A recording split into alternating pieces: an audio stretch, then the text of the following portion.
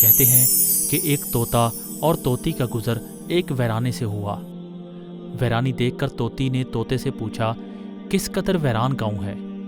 طوطے نے کہا، لگتا ہے یہاں سے کسی الو کا گزر ہوا ہے۔ جس وقت طوطا طوطی باتیں کر رہے تھے، عین اس وقت ایک الو بھی وہاں سے گزر رہا تھا۔ اس نے طوطے کی بات سنی اور وہاں رک کر ان سے مخاطب ہو کر بولا، تم لوگ اس گاؤں میں مسافر لگتے ہو، آج رات تم لوگ میرے مہمان بن جاؤ، میرے ساتھ کھانا کھاؤ۔ الو کی محبت بھری دعوت سے طوطا اور طوطی انکار نہ کر سکے اور انہوں نے الو کی دعوت قبول کر لی۔ کھانا کھا کر جب دونوں نے رخصت ہونے کی اجازت چاہی تو الو نے طوطی کا ہاتھ پکڑ لیا اور کہا، تم کہاں جا رہی ہو؟ طوطی پریشان ہو کر بولی، یہ کوئی پوچھنے کی بات ہے؟ میں اپنے خاوند کے ساتھ واپس جا رہی ہوں۔ الو یہ سن کر ہنسا اور کہا، یہ تم کیا کہہ رہی ہو؟ تم تو میری بیوی ہو۔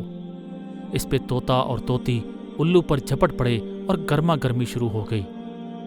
دونوں میں جب بحث و تکرار زیادہ بڑھی تو الو نے طوطے کے سامنے ایک تجویز پیش کرتے ہوئے کہا، اچھا ایسا کرتے ہیں، ہم تینوں عدالت چلتے ہیں اور اپنا مقدمہ قاضی کے سامنے پیش کرتے ہیں، قاضی جو فیصلہ کرے وہ ہمیں قبول ہوگا۔ الو کی تجویز پر طوطا اور طوطی مان گئے اور تینوں قاضی کی عدالت میں پیش ہوئے۔ قاضی نے دلائل کی روشنی میں الو کے حق میں فیصلہ دے کر عدالت برخاست کر دی۔ طوطا اس بے انصافی پر روتا ہوا چل دیا تو الو نے اسے آواز دی، بھائی اکیلے کہاں جاتے ہو؟ اپنی بیوی کو تو ساتھ لیتے جاؤ۔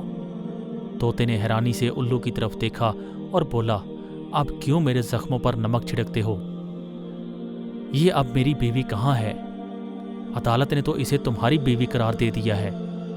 الو نے طوطے کی بات سن کر نرمی سے بولا، نہیں دوست، طوطی میری نہیں تمہاری ہی بیوی ہے۔ میں تمہیں صرف یہ بتانا چاہتا تھا کہ بستیاں الو ویران نہیں کرتے، بستیاں تب ویران ہوتی ہیں جب ان سے انصاف اٹھ جاتا ہے۔